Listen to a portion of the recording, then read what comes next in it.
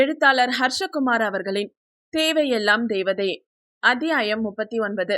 தர்ஷி கண்களில் வழியும் நீரை துடைத்தபடியேதான் சென்றாள். தேவா, ரொம்ப பண்றடா. தெரியாம தப்பு பண்ணிட்டேன், மன்னிக்க மாட்டியா? என் பழைய தேவா என்ன அழவே விட மாட்டான், தெரியும்ல? நீ என்னடா இப்படி மாறிட்ட?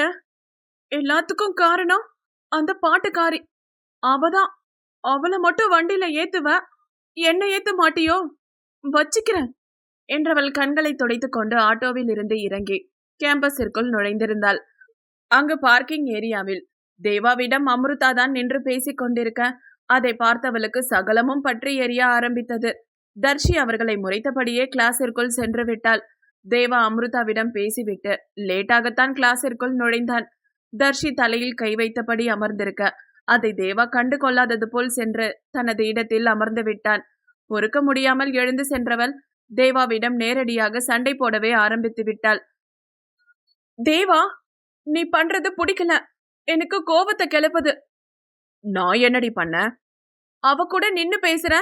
அன்னைக்கு அவளை மட்டும் வண்டியில கூப்பிட்டு வந்த, என்ன வண்டியில கூப்பிட்டு வர மாட்டேன்ட்ட.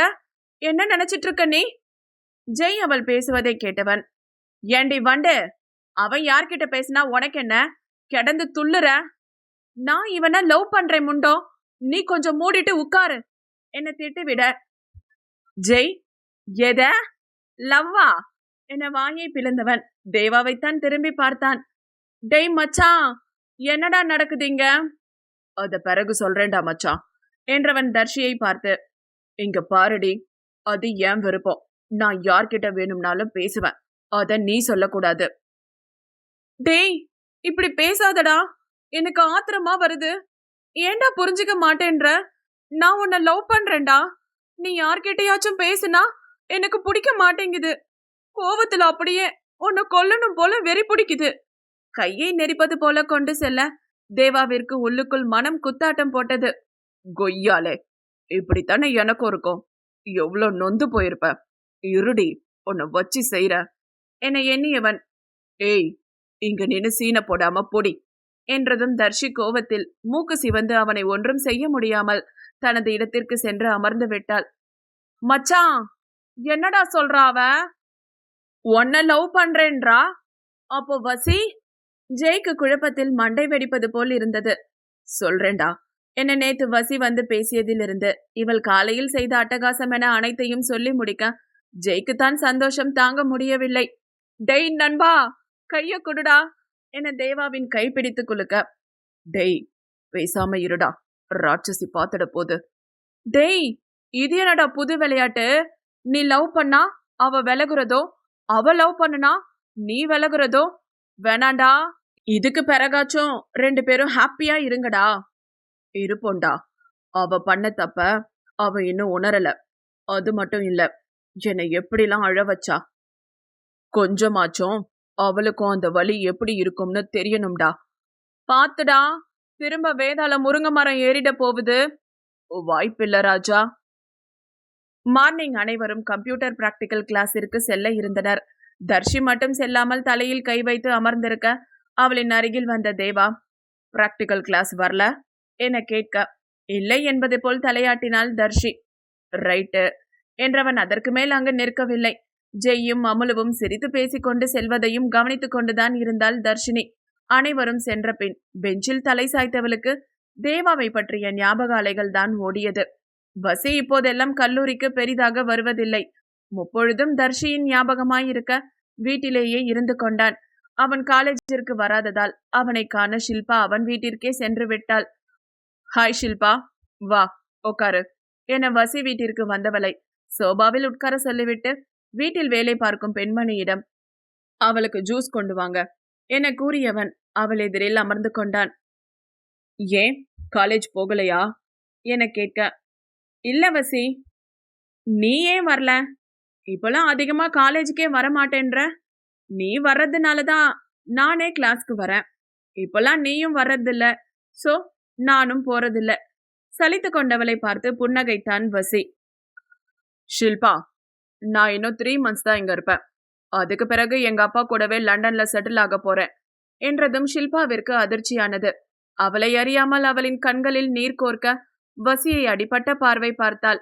வசியும் அதை கவனித்தவன் அவள் கண்களில் தெரியும் காதலின் ஏக்கத்தையும் கண்களில் வழியும் கண்ணீரில் வசியின் மீதான காதலின் ஆழத்தையும் எடுத்துரைக்க வசிக்கு பாவமாய் போனது. என்ன திடீர்னு வசி? நீ இங்கேயே எங்க கூடவே இருக்கலாம்ல? இல்ல ஷில்பா, இங்க இருந்தா எனக்கு தர்ஷினி ஞாபகம் அதிகமா வருது என்றதும் ஷில்பாவிற்கு அவன் வார்த்தைகள் மேலும் ரணத்தை கொடுக்க அதை மறைக்க புன்னகைத்தாள். ஏன் என்னாச்சு? அதான் எப்பவும் உன் கூடவே சுத்துறாளே, திரும்பவும் என்ன அவன் நினைப்பாவே இருக்குன்ற?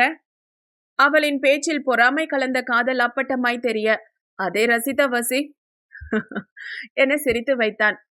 எதுக்கு சிரிக்கிற? என்னை பார்த்தா சிரிப்பா இருக்குல்ல? சேச்ச, அப்படிலாம் இல்ல. தென் அவ இனி என் கூட சுத்த மாட்டா. ரொம்ப சந்தோஷம். ஆனா எதுக்குன்னு தெரிஞ்சுக்கலாமா? ஏன்? அவளுக்கு என் மேல லவ் இல்ல. அவ தேவாவை தான் லவ் பண்றா. சோ அவங்கள சேர்த்து வைக்கிறது தான் எனக்கு சரியா பட்டுச்சு. What what what? நீ என்ன சொல்ற வசி? நீ சொல்றது உண்மையா? கண்கள் விரிந்து ஆர்வமாய் கேட்டாள். எஸ்மா, அது தேவா சின்ன வயசுல இருந்து அவளை லவ் பண்றானா? So stop it. எனக்கு அவ ஸ்டோரி தேவையில்லை. இப்போ நீயும் அவளும் ஒன்னா இல்லையா? ஐ மீன் லவர்ஸ் இல்லையா என எதிர்பார்ப்புடன் கேட்க, நோ என்றான் தோள்களை குலுக்கி. Wow wow wow, thank god. ஓஃப் என உதடு குவித்து ஊதியவள் தேங்க் காட் யஹூ என கை தட்டி தன் நெஞ்சில் கை வைத்து ஆஸ்வாசம் அடைய அவளின் நிம்மதியை கண்டு வசிக்கு சிரிப்பாய் வந்தது. ட்ரூ லவ் போல என கேட்டு விட்டான். எஸ்டா, ரொம்ப. என்னால உன்னை யாருக்குமே விட்டு கொடுக்க முடியாது வசி, அவன் கண்களை பார்த்து கூறினாள். But I am sorry Shilpa. Darshi இடத்துல என்னால என ஏதோ சொல்ல வருவதற்குள் நோ நோ கை நீட்டி தடுத்தவள். ஜஸ்ட் ஸ்டாப் இட் வசி. நீ அவ கூட இனி டச்ல இல்ல. எனக்கு அது போதும். எவ்வளோ தெரியுமா வலிச்சுது வசி, நீ அவ கூட டைம் ஸ்பெண்ட்றப்ப. ரொம்ப கஷ்டப்பட்டேன்டா. இங்க பாரு என தன் கையை காட்டியவள் அதில் 4-5 அறுப்பு இருக்க.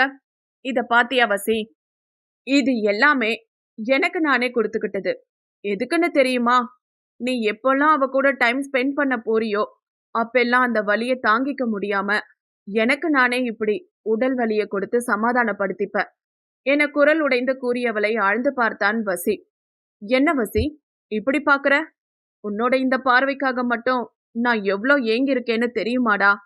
பிக் சைக்கோ என்றெண்ணியவன், எப்போல இருந்து என்ன லவ் பண்ற என கேட்க, எனக்கு நீ இந்த காலேஜ்ல வந்து பிஎஸ்சி சேர்ந்த அப்பவே ரொம்ப பிடிச்சு போச்சு. நீ எம்எஸ்சியும் இங்க தான் படிக்க போறேன்னு தெரிஞ்சப்ப ரொம்ப சந்தோஷப்பட்டேன். ரொம்ப தைரியமான பொண்ணுடானா. ஆனா இந்த லவ் சொல்ல மட்டும் எனக்கு தைரியமே வரல.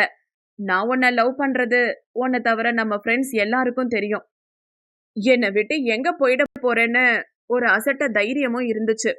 உனக்கு நான் மட்டும்தான் ஏத்தவன்ற ஆணவம் எல்லாமே சேர்ந்து லவ் சொல்ல விடல. ஆனா நீ தர்ஷிய லவ் பண்றேன்னு சொன்னப்ப ரொம்ப உடஞ்சிட்டேன் தெரியுமா? பட் இப்போ ஹாப்பி. ஓ சரி, பட் என்னால உன் லவ்வை ஏத்துக்க முடியாது ஷில்பா. தர்ஷி ஒரு ரீசனா இருந்தாலும் நான் அங்கேயே செட்டில் ஆக போறேன். So what? நானும் லண்டன் வந்துருவேன். ஏதாச்சும் ஜாப்க்கு அப்ளை பண்ணிட்டு அங்க உன் கூடவே இருந்துருவேன்.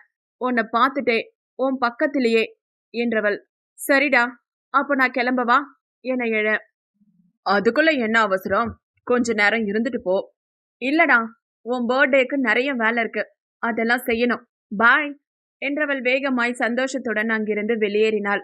ஷில்பா அங்கிருந்து வெளியேறி தனது காரில் ஏறிய அடுத்த நிமிடம் தனது நண்பர்களுக்கு கால் செய்து ஓரிடத்திற்கு வர சொல்ல அனைவரும் சரி என்றனர்.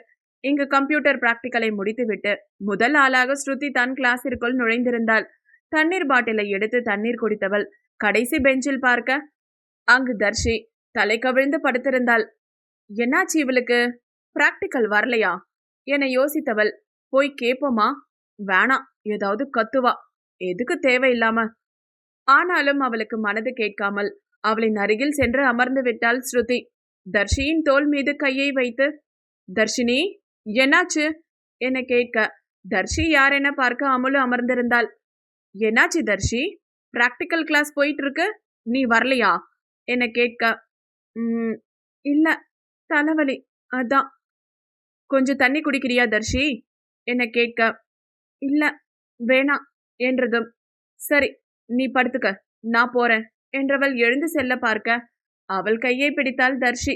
அமுலு என்ன என்பது போல் திரும்பி பார்க்க, "ஐம் சாரி ஸ்ருதி" என மனதார மன்னிப்பு கேட்டிருந்தாள் தர்ஷி. ச்சே, அதெல்லாம் நான் அப்பவே மறந்துட்டேன் தர்ஷி. நீ இன்னுமா மனசுல வச்சிருக்க? ஆமா, அன்னைக்கு உன்னை ரொம்ப மோசமா பேசிட்டேன்ல. இட்ஸ் ஓகே தர்ஷி, விடு, அதையே நினைச்சிட்டு இருக்காத. இங்க பாரு தர்ஷி, இன்னும் 2 வருஷம்தான் இருக்கு நம்ம படிப்பு முடிய. இப்போ வேணும்னா நாம எல்லாம் சில்லியா சண்டை போட்டுக்கலாம். ஆனா அந்த வருஷம் முடிஞ்சு நாம எல்லாம் பிரியறப்ப ரொம்ப வருத்தப்படுவோம். சோ இப்பவே நாம எல்லாம் சண்டை போடாம சந்தோஷமான மெமரிஸோட வச்சுட்டு போலாம்.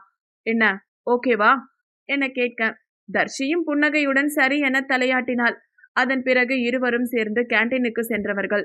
டீ குடித்துவிட்டு சிரித்து பேசிக்கொண்டு கிளாஸிற்கு வர, அதை பார்த்த ஜெய்தான் வாயை பிளந்து நின்றிருந்தான். டேய் மச்சான் தேவா, இந்த பிஞ்சு நெஞ்சு இன்னும் எவ்வளோ அதிர்ச்சியை தாண்டா தாங்கும் என கேட்க, தேவாவும், எனக்கே ஷாக்கிங் மச்சு. ஆமா, இந்த ஸ்ருதி என் லவ் விஷயத்தை ஏதோ அவகிட்ட சொல்லிருப்பான்ற. சேச்சே, வாய்ப்பில்லடா. ஆனா இந்த பொண்ணுங்களை மட்டும் நம்ப முடியாது மச்சி. பிரிஞ்சிருக்கிறப்ப எலியும் பூனையுமா இருப்பாளுக.